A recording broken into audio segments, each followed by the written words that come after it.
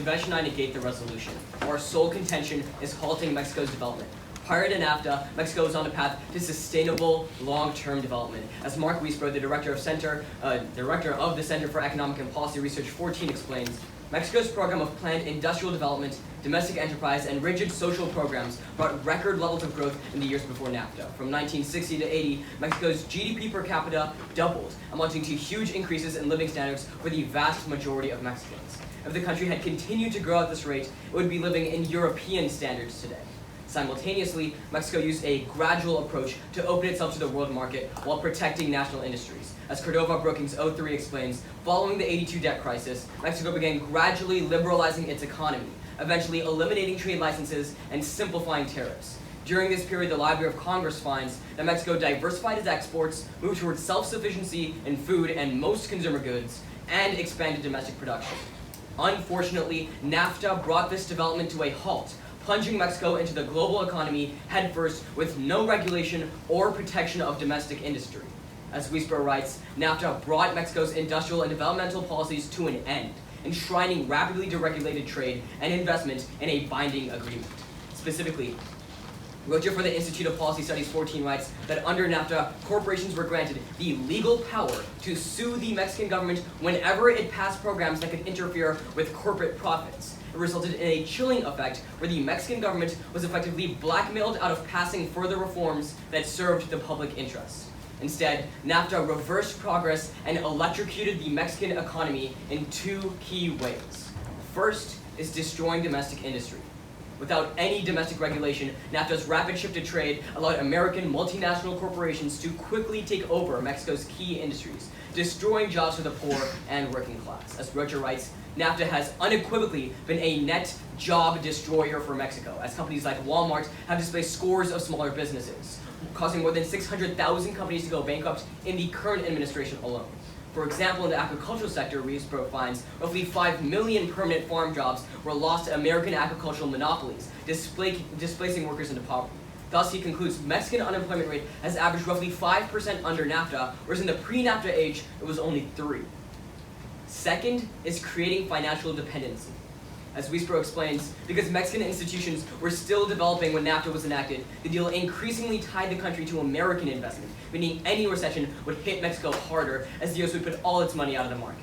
Indeed, financial crises in '94, '01, and '08 all had a more severe impact on Mexico than virtually any other country in the region. Reuters 17 verifies that Mexican dependence on America's economy pushed an additional 5 million people into poverty during the '08 recession alone. Worst of all, this dependence means that shocks in the prices of basic goods, which used to be stable, are now highly volatile because they are tied to foreign markets. NYT 17 writes that under NAFTA, Mexican consumers now pay more for food in general, while price spikes on the international market have pushed millions of the country's poor into starvation. For these two reasons, Danny Roderick of Harvard University 17 concludes, almost all of the world's developing country success stories, China, Taiwan, Japan, South Korea, avoided rapid globalization and instead used a gradual approach to liberalization, with the government playing a key role in restructuring the economy. Wiesbro furthers that since 2000, Mexico's economy has grown at less than half the rate as the rest of Latin America, while most of its countries have implemented developmental policies that cut the overall poverty rate by 1/3. Mexico has made no progress whatsoever, with its poverty rate being stagnant. In other words, given Mexico's roughly 60 million people under the poverty line, NAFTA prevented the country from lifting tens of millions of people into the middle class, and thus immigrating. Can I see the orders of this '08 recession? Yeah. Just command after our last name and it's in the card now. It's highlighted in yellow.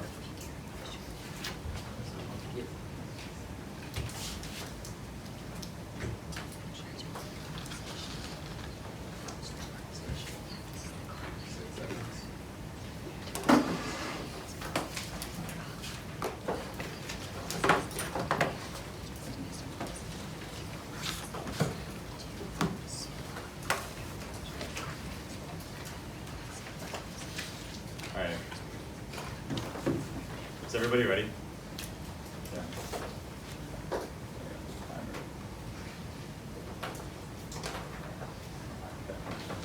We affirm Contention One is uniting the continent.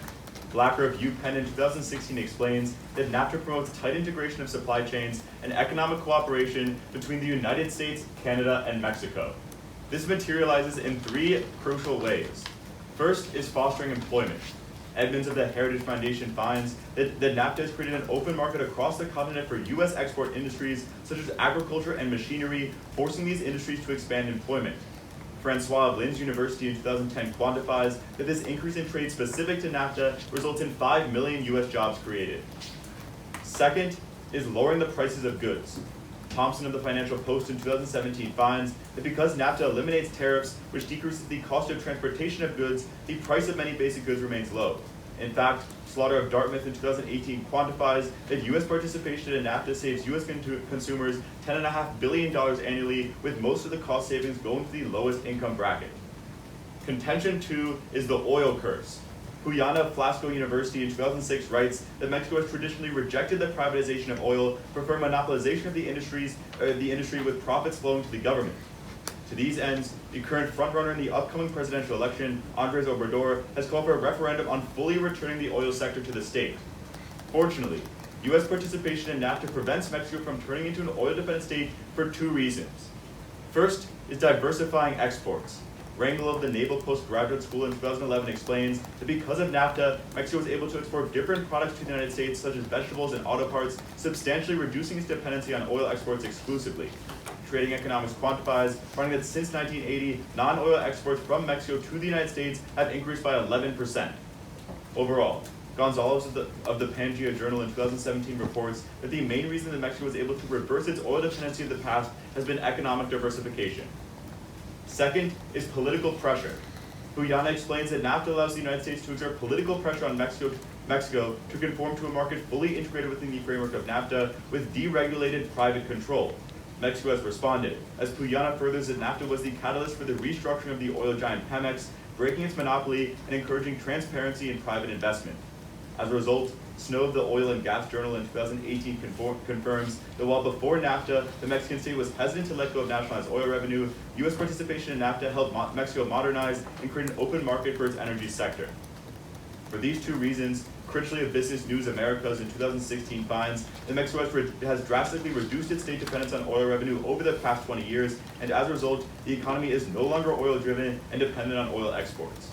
Without NAFTA, however, the oil-dependent Mexico would be devastated. Rosenberg of the New York Times in 2013 finds that oil dependency is one of the worst things that can happen to a country as they become economically troubled and more authoritarian.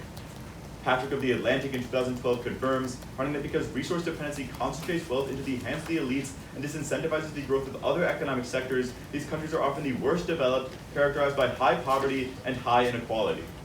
Ross of Princeton in 2011 reports, because high oil revenues remove government accountability by eliminating the need for public taxation, oil-dependent states are 50% more likely to be autocratic, leading to poorer health outcomes for citizens.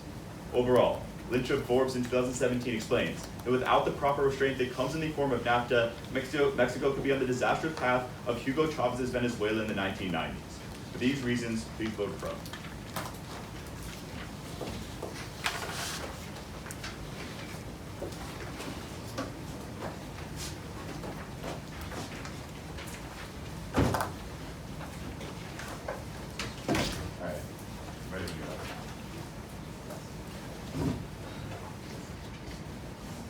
So 1981, Mexico finds around 250 million barrels of oil. 1982, how much do they find? Zero. 1982, they enter a debt crisis. Okay. Then what do they start doing? In terms of oil? Okay, can you tell me? Yeah, they start liberalizing and diversifying their economy because they don't have access. Sean, you're up here, just like we just started. Okay. What I'm telling you I'm is sorry, that am I too loud? I'm sorry. Even if privatization started slowly in the 1980s, we're telling you that the pressure that came from the United States in the form of NAFTA is what led to the massive privatization. Which is why you're only pointing to small things when we're talking about the breaking down of the petrol country that rules Mexico. There was no oil in Mexico. They could not have become an oil state. Well, they were, and now they're not. Okay, so you claim Mexico was an oil state. Yeah. So let's look at the definition of a petroleum state. what is that international definition? How much of your GDP has to be coming from I don't oil? think the actual percent is what really matters. We're telling you that when It they're does, very because dependent. the answer to that question is 50 to 70%. Okay. Now, how much So, percent of Mexico's Ishan, GDP was oil I don't understand in why the 1990? definition matters. What we're telling you It's is gonna that when show the something. export amount is high enough, Yeah. that's when the countries Exactly, start the to export neglect their people. So if you look at the comparison, the definition of a petroleum oil state, the ones that lead to your impacts, the ones that link into your impacts is 50 to 7%.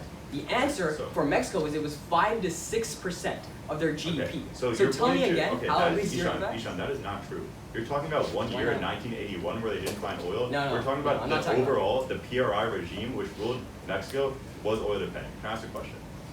Okay, that made no sense, but sure. It kind of makes sense. So your whole contention is about the past and the beginning of NAFTA. In your contention at all, in your case, Mhm. do you prove any status quo impacts of why NAFTA is bad? Yeah. What? So we say that if you look towards the path that Mexico was on before NAFTA, Yeah. they were on a path of gradual liberalization.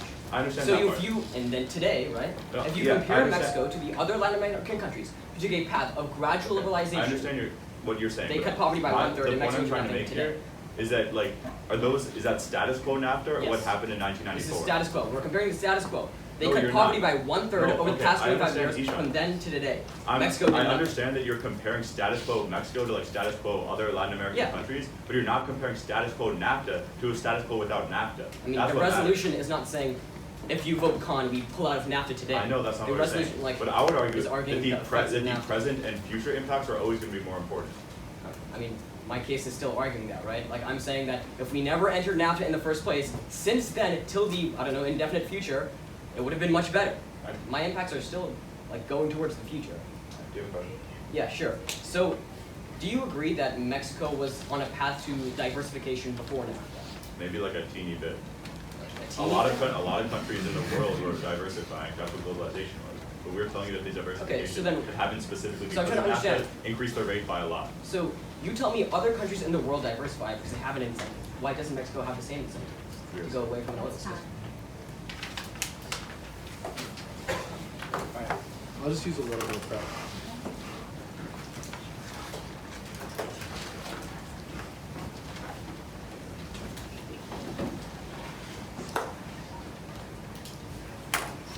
Just 10 seconds.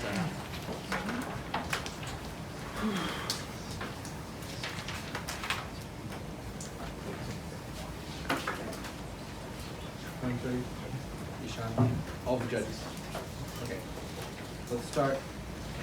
Beginning with some framing, the reality is in most debates you don't win every argument, so we're going to argue that if at the end of the round they're winning impacts that are not related to Mexican poverty, they lose this debate. Because as Dutt of Seed University finds in 2016, poverty is the strongest predictor of almost every leading life indicator, including things like life expectancy and health, to the point where 20 million people could have been lifted out of poverty if we did not have NAFTA. We would argue that all of the life indicators, even the ones that improved, would have been a lot better for the country that matters the most, the one that was developing. Let's go to Contention One about U.S. economics. Their first point here is that employment increased, but as Maurer of Harvard Business Review found in 2006, economists are largely in agreement that the amount of trade between the U.S. and Mexico by today would have been roughly the same with or without NAFTA, because Mexico and the U.S. were both gradually liberalizing towards each other even before NAFTA. The difference is twofold. First, without NAFTA, there would have been regulation. Mexico could protect the industries that were wiped out by monopolies. But second, it would happen gradually, which means they could build up to the level where they could compete before they got mauled by America. That's what the rest of Asia did, that's what the rest of Latin America did, and they all outperformed. That's why the economist finds that when you isolate for the impact of NAFTA in the US, the impact was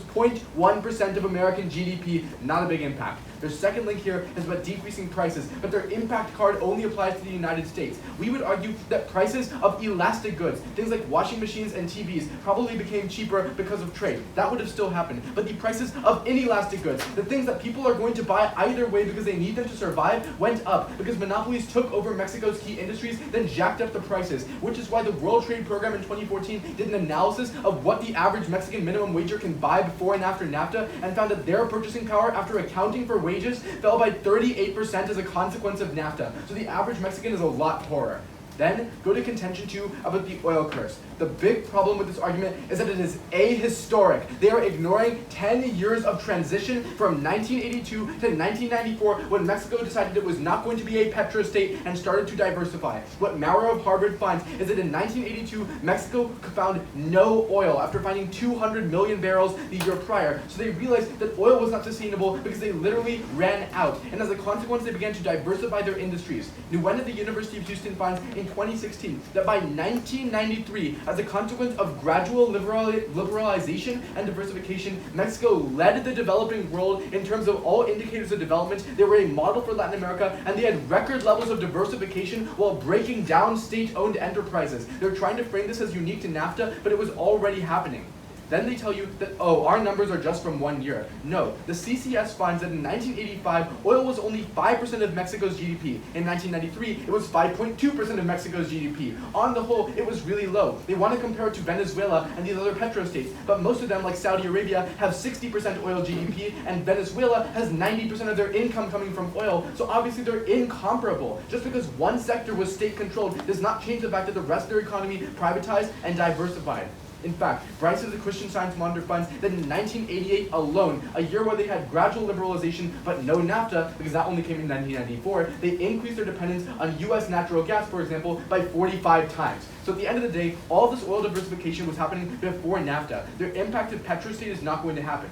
Their second link here is just about how political pressure was going to happen, and that was going to also decrease corruption, and that comes into their impact. But what Mao of the University of Houston finds is that actually Mexico's political reforms and political diversification started back in the mid-1980s because they were already expanding diplomacy and signing on to international organizations like the GATT, which today is called the World Trade Organization. So on the whole, they were still politically liberalizing, their democracy improved. In fact, if you want to look to democracy as the impact which they talk about, since NAFTA was implemented, every single year, Mexico's democracy score has been backsliding because they become a more corrupt and corporatist regime, which is why, again, the poor are suffering while the rest of Latin America has made record progress without turning into these Venezuelan petrostates. Thank you, and vote nay. Can I see the record levels of diversification? Yeah.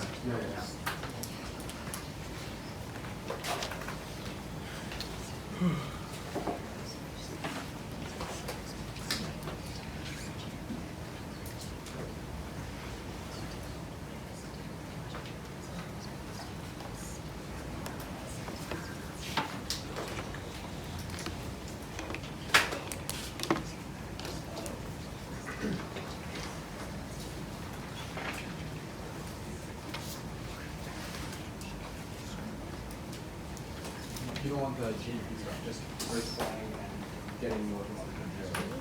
Highlighted in yellow.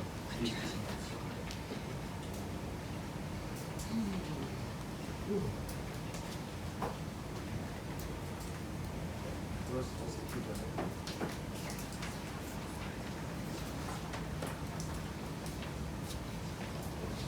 That was 19 seconds. 25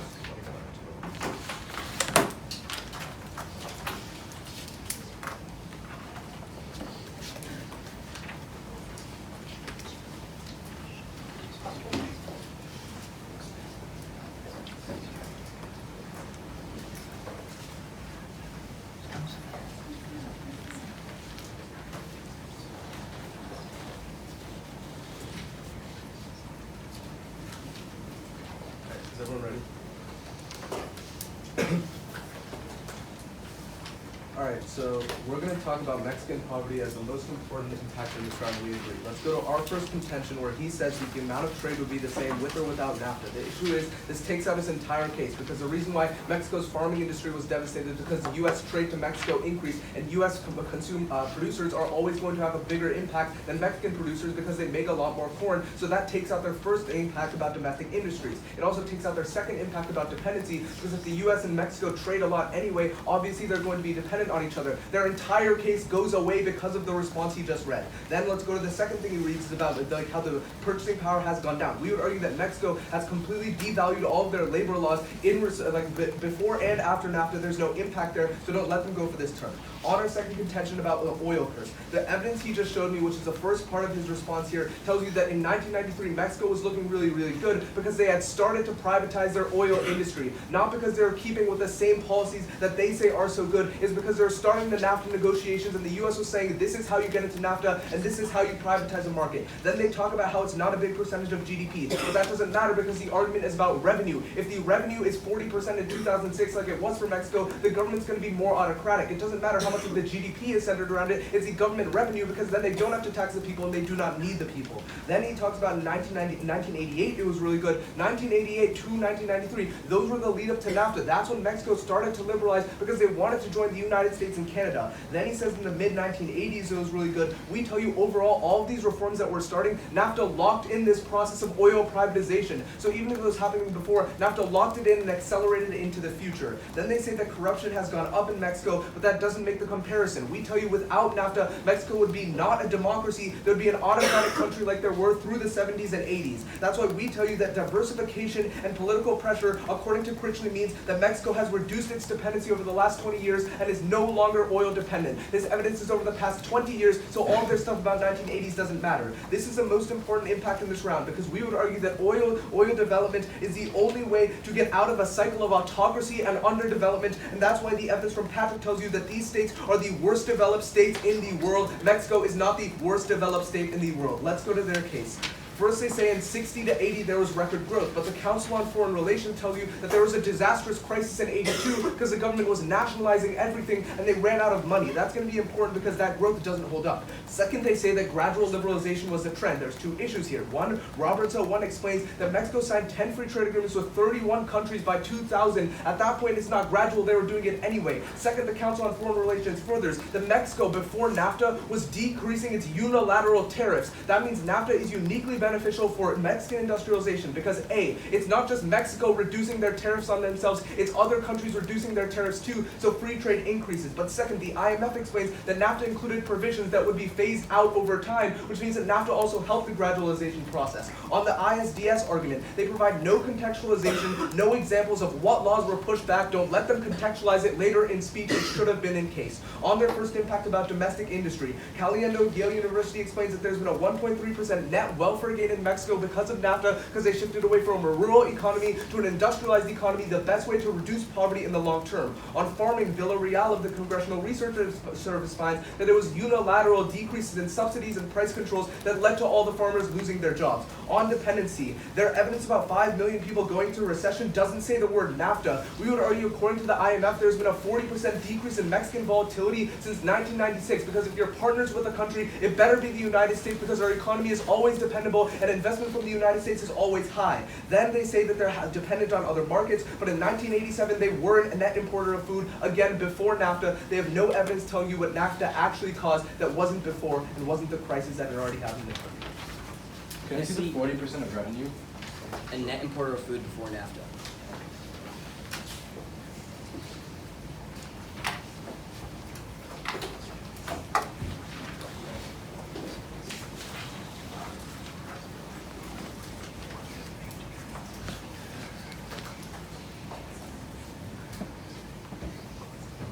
Oh, actually, I don't need to see that one. I just need to see that they took away labor laws before NAFTA. Oh, yeah. Doesn't handle it. Okay, so just the 40% of revenue and we'll get started.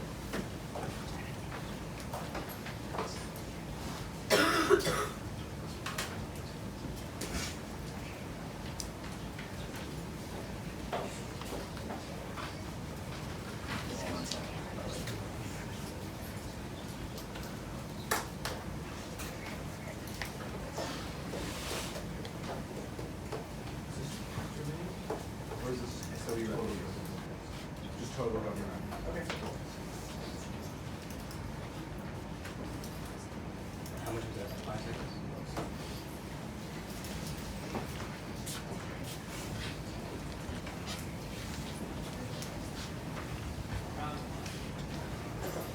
Ready?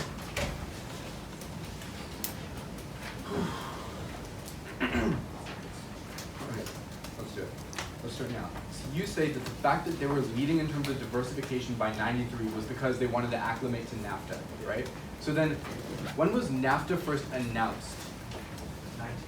Late 1980s. Wasn't it 92 when the first time it was at least signed? Well, that's signed, but the negotiations were Okay, happening. when did Mexico, wait, the negotiations were from 92 to 94 So while they were waiting for Congress to ratify But it. here's the thing, right? essentially the Reagan administration first in the 80s brought up the idea that we should have free Yeah, trade yeah, zone yeah. in North America. I got that. Then the So- negotiations started in the 90s, like 1990s. Okay, fine. So clearly how about they this? were How about not this? getting into it. Then why by 1985 had they already eliminated almost all of their state-owned oil production? Or why by 1982 had they already Well, made it they clear that they were did. going to diversify away from oil? They didn't Well, they eliminate did. all of their production. They didn't eliminate, but they clearly Okay, said so- that they did not want to be a petrostate. And here's the key. Obviously, the Here's the government key say it thing, doesn't wanna right? be a Here's the key petrostate, thing. but- You talk about the Alright, 40% of can well, I finish, right? Okay. Obviously, they're going to say they don't want to Yeah. be a petrostate, but when it's the only lucrative thing that they can export to other countries because there's some tariffs that are so Yeah. high, if there's other things causing, like the U.S. doesn't say Yeah, this is indeed. the best way to sell oil if you're in a private market. You're missing the That's point, the issue. right? That was good for the government. It was making them money. But what we're telling you is that government revenues literally didn't matter because under gradual liberalization, the government was decreasing its size and they were shifting to a No. private sector So economy. here's the thing, we would argue that in terms of oil, so you're just saying that liberalization in general. Like you're was saying happening 40% anyway. of this Our- small pool of money It's that includes not the oil small- was bad. No, But we're saying that in it's GDP as a 40% whole, of total revenue. of government revenues, but the government public revenues. sector was becoming smaller because they wanted to privatize, which is why it was only 5% All of GDP. all the economic things you're talking about in terms of GDP doesn't matter. The government wants the money for itself. That is the link into autocracy. That sounds really bad, and it also sounds like it's from a children's book. Because if that were true, then they would not be reducing the size of their government simultaneously. Like, think about it. If they No, wanted to consolidate that's not power, the issue. why would they scale back their size so that while 40% of their money was oil, they were back virtually non-existent as a sector of the Wait, economy? The issue with, okay, again, you keep talking about how oil isn't a big sector of the economy, but that's Yeah. just not the argument. The I link know. we're going to the argument. I has nothing to do understand with your that. link. I'm just Yeah. saying that your link is insignificant for the life of a Mexican because the public sector was not a big deal So, starting in Can you tell me 82. what the rate of diversification of the Mexican economy was pre-NAFTA and then when NAFTA was Yes, signed? we have evidence saying that industrial diversification was happening faster before NAFTA than after. Why? Because the government was allowing You for just said gradual it's slower. diversification. You just said it's gradual, so how is it faster? Because we say that instead of having U.S. corporations come and invest, for example, by buying up Mexican land, they invested in Mexican firms. So that led to more diverse industrialization in It has nothing to do Mexico. with the pace of it, No, right? no, it really matters, right? Because if all of your No, you're FD, contradicting the pace yourself. of trade is different from the pace of development, right? Yeah. We're obviously not going to say that development was slower because development's a good thing. We're saying development so was happening development was- faster through gradual liberalization because it was controlled through regulations wasn't on that. where the investment goes.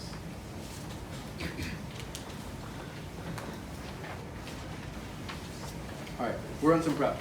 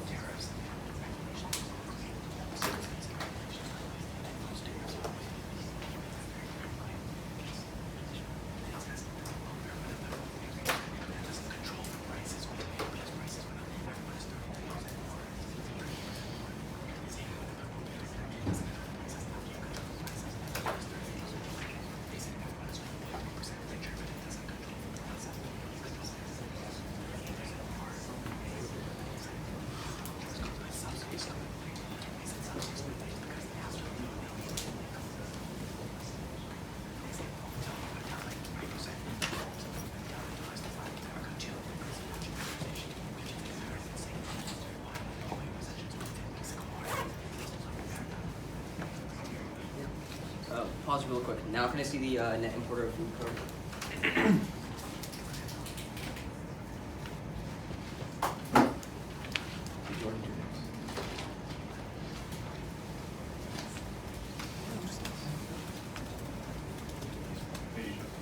Oh, yes.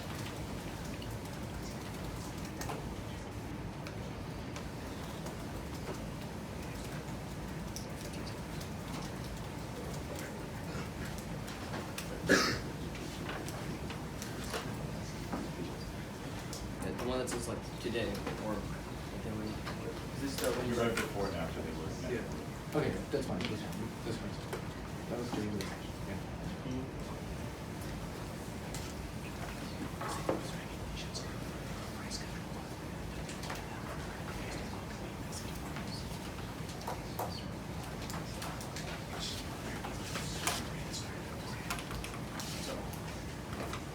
We have 10 seconds left. So I'll let you know.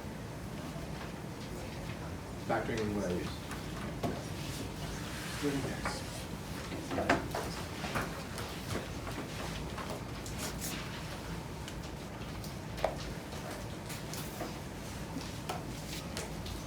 Everyone's good? So it starts on their case, then to our case.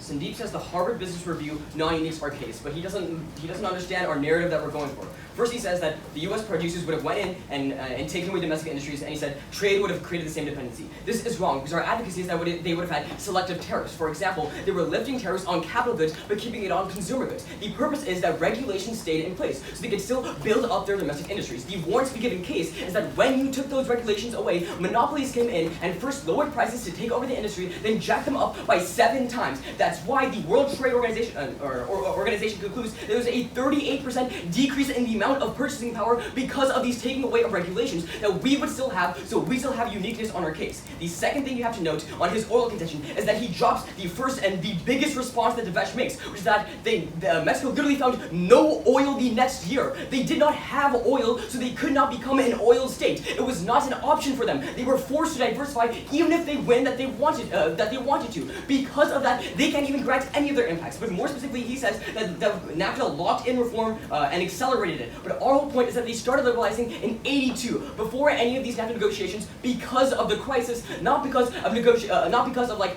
NAFTA, because it didn't even exist back then. What we say is that from our evidence, that they became the #1 model for development pre-NAFTA, and because of this, they still would have led on the path and still would have the same amount of trade on net, which is why Mao concludes that they were still democratizing and getting all these liberal trade reforms, and again, that goes clean conceded in rebuttal. On our case, a couple of things. The first thing he says is that in 1982, it killed growth. We say that was caused by oil. Then he says there were 10 other free trade agreements, but we say that those free trade agreements didn't give them the right to sue. He says, oh, we don't contextualize this. Devesh does in rebuttal. He says that subsidies and tariffs were implemented by the Mexican government because they were afraid that it would have been taken away without it. On industrialization, he just says a shift to industrialization is better. What we tell you is that this doesn't count for prices. Even though wages go up, prices went up faster, which is why there was a 38% decreased purchasing power. The impact and the terminal impact is the rest of Latin America was able to decrease poverty by 1/3 by following these same policies. But Mexico did nothing. They stagnated growth, sending millions of people into poverty. Thus, we negate.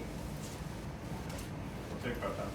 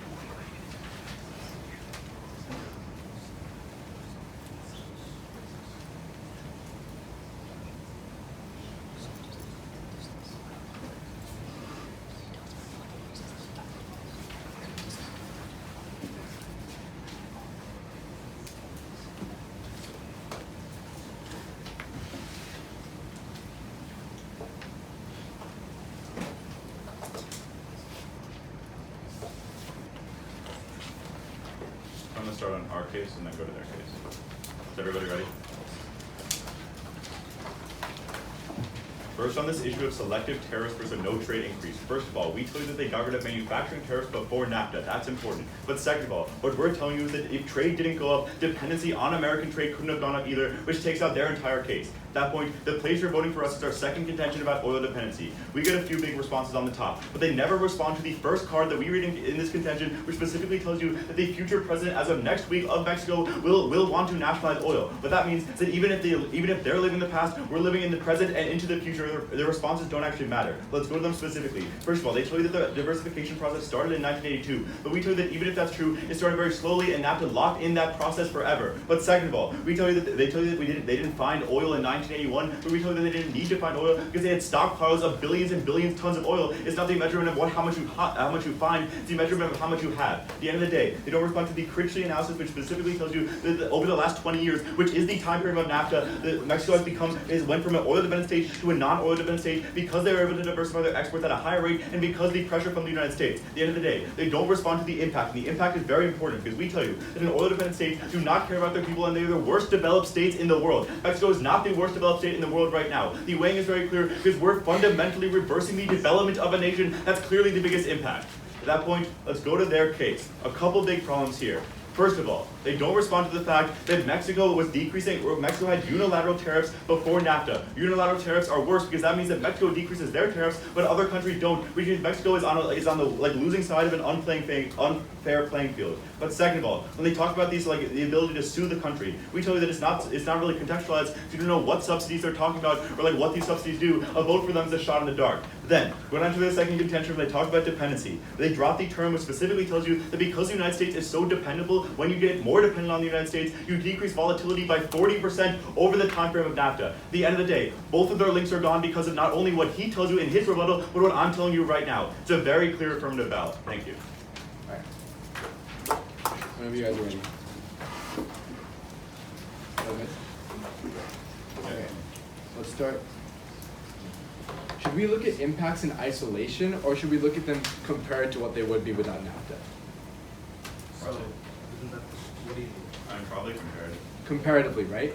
Okay, so then if we both agree that generally because of liberalization, volatility went down, but that because of dependency, it was much worse for Mexico compared to everyone else in Latin America, why does volatility going down in a certain time period matter for your side? We're saying overall it's a net benefit for Mexico's economy because they're less susceptible to recessions, and when they are in recession, the U.S. helps them. Again, that's isolation. Like what we tell you is, it's not. every country globalized, everyone saw more stability. really quick. But 01 and 08 were harder for The problem with this Mexico. argument about dependency on the United States is that it's a two-way street, meaning that sometimes even if America has some troubles, yes, Mexico might have more troubles, but when America has gains, which they do more often than they have troubles, Mexico experiences those gains. And our argument is that... Our argument is very simple, right? You tried a non-unique dependency yourself when you say that, well, if trade would have been the same, dependency would have been the same. Yeah. We show you the nuance, right? We said that, yes, because trade would have been the same, the benefits of those trades would have accrued to Mexico either way. But because there was no regulation, they didn't have domestic industries to fall back on in their own recessions. That's why it's comparatively worse. Responsive to two things. One is the idea that the U.S., when Mexico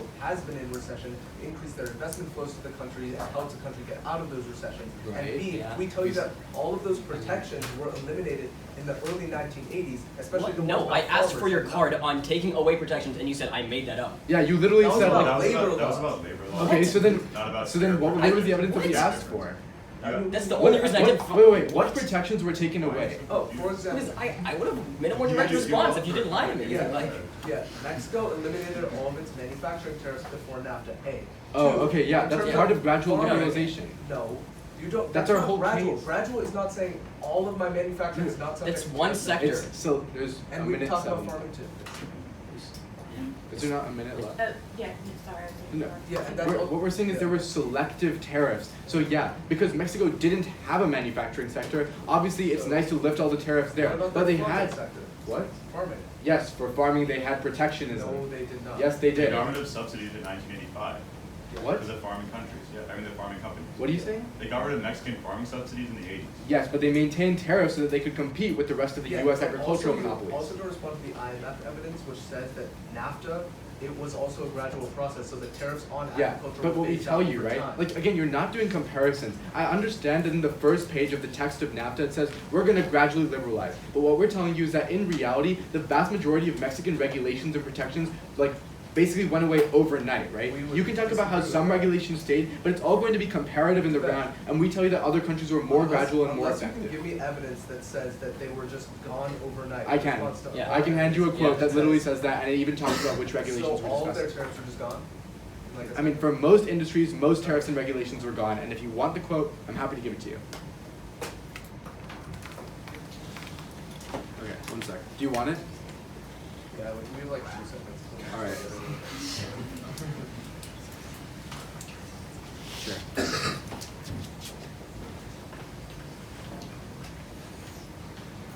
It's just one, 2 sentences in the chat. Regulating outlaws and inflows of capital.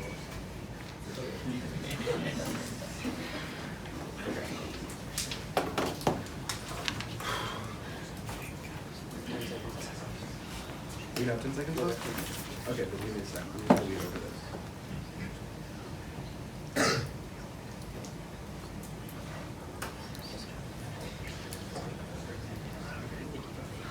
Yeah. Okay.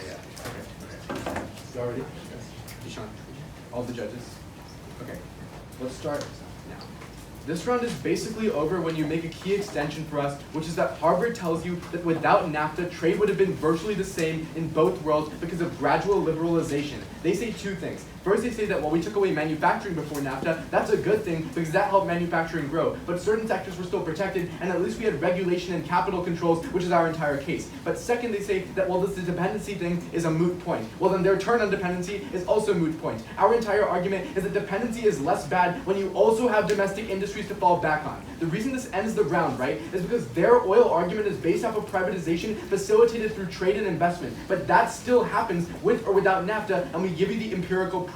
What we tell you is that because of this monopolization, there was a 38% decrease in purchasing power for the Mexican poor when accounting for their wages. That's a direct impact into poverty. It's the only thing you know for sure happened because of NAFTA. The rest is all speculation at this point. Let's go to the oil argument. They say that next week they're going to want to nationalize oil. But 1, we tell you that this is under NAFTA, and 2, we tell you that even if they do, it's still only going to be 5% of their GDP because the state as a whole has contracted, so it doesn't matter that the government is controlling this one industry. They tell you that NAFTA locked in these reforms, but we tell you they were actually diversifying faster before NAFTA. We tell you from 82 to 93, they were leading Latin America in terms of development and diversification. It was 5% of their GDP, and they had no reason to keep on oil because they did not have oil. They say that they had stockpiles of oil, but you can't operate on stockpiles, which is why they made the logical decision to move on and imported 45 times more from the US. That's why their entire argument is non-unique. You don't give them impacts off of this. But even if you buy it at the end of the day, the rest of Latin America also used to be resource dependent. And yet you see that through gradual liberalization, they too got out of the trap and cut poverty by 1/3. When you look to our case, they say that Mexico is reducing tariffs, but we tell you the US was too. Through gradual liberalization, it would have been the same. They talk about these subsidies going away, but we tell you there were still regulations and protections. They tell you volatility went down, but we tell you that volatility went down faster than the rest of Latin America, which is why all of those countries outperformed by growth in a factor of 2 and outperformed by poverty by cutting it by 1/3, meaning that we are the only team that would have saved tens of millions of people from poverty. Vote now.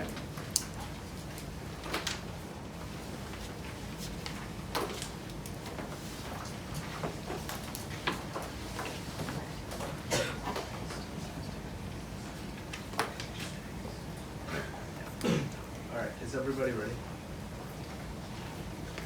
They say that the amount of trade is the same. That means that the only way that they can win this round is by proving that regulation significantly went away with NAFTA and they wouldn't otherwise. Here's why we tell you that's not true. A, we tell you in the manufacturing sector, tariffs were eliminated. B, we tell you with the evidence from rebuttal that in the farming sector, they also eliminated subsidies. The evidence they just showed me says that there cannot be regulation on cross-border flows. That is not the regulation that protects domestic industries. Things like subsidies can always go to farmers within NAFTA. That's why the US also subsidizes our own agriculture agricultural business. That's really important because they give no evidence throughout the entire round that says that NAFTA eliminated every single one of these protections, and the one they just handed me was certainly not that. That's going to be really important. Let's go to their case and finish it off. So, the first issue with this argument is we tell you that before NAFTA, Mexico was saying we're going to just reduce our trade barriers and not have it reliant on any other country doing the same. That means countries, if NAFTA didn't exist, would just take advantage of Mexico and have no price to pay. That means on net is it a benefit. But second, we tell you, and most importantly, that NAFTA was also going to phase out all of these issues over time. Remember that their evidence has no specificity to domestic controls. We also tell you that there's also subsidies removed in the agricultural industry. And on this issue on dependency, this is most important. They just say because trade is the same, dependency is the same. But we tell you that in times of crisis, because the U.S. is now a partner of Mexico, it saves them from recession. This happened 3 times. This is the biggest impact in this round because we would argue that recessions are undermining Mexican development in the long term, and that's why we win here. Let's go to the oil argument. So, they say there are record levels of diversification. We are saying they're starting to privatize, especially in the 90s because of NAFTA negotiations, and then they signed it and now they're locked in.